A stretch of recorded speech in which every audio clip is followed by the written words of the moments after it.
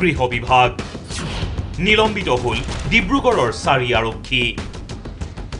বুধবাৰে নিশা অপৰাধীৰ দৰে গ্ৰেপ্তাৰ কৰি অখিল গগৈক ডিব্ৰুগড়লৈ নিয়াৰ পিছৰ দৃশ্য এয়া গোলাঘাটত গ্ৰেপ্তাৰ কৰাৰ সময়ত অখিলক কাপোৰ পিন্ধাৰো সময় নিদিলে আৰক্ষীয়ে ঘৰত লুঙি আৰু হাফ গেঞ্জি পিন্ধি থকা অৱস্থাতেই অখিলক গ্ৰেপ্তাৰ কৰি ডিব্ৰুগড় পোৱালে গৈ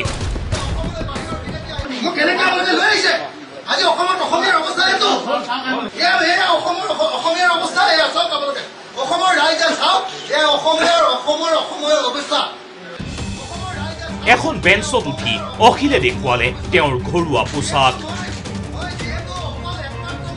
আৰক্ষীৰ এই আচৰণৰ বিৰুদ্ধে থানাৰ ভিতৰত অখিলে কৰা প্ৰতিবাদৰ সকলো দৃশ্য বন্দী হৈ ৰল কেমেৰাত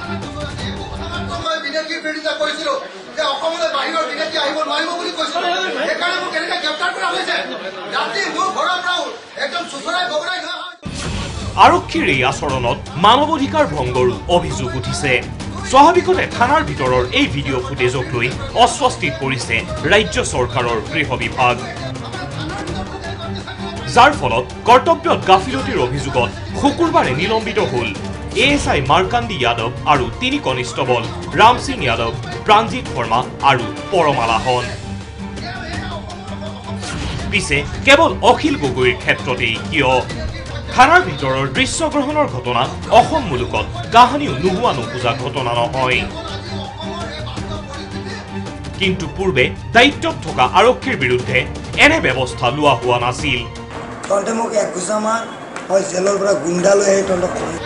আন সকলো অভিযুক্ততকৈ যে অখিল গগৈ অসম চৰকাৰৰ বাবে পৃথক সেয়া যেন পুনৰবাৰ প্ৰমাণ কৰি দিলে ৰাজ্য চৰকাৰখনে নিজেই উল্লেখ্য যে বুধবাৰে নিশা অখিলক এনেদৰে ঘৰৰ পৰা লুঙি আৰু হাফ গেঞ্জি পিন্ধি থকা অৱস্থাতেই চুচৰাই অনাৰ পিছত ডিব্ৰুগড় থানাৰ ভিতৰত অখিলৰ এই আচৰণত অসহায় হৈ পৰিছিল কৰ্তব্যৰত আৰক্ষীৰ লোকসকল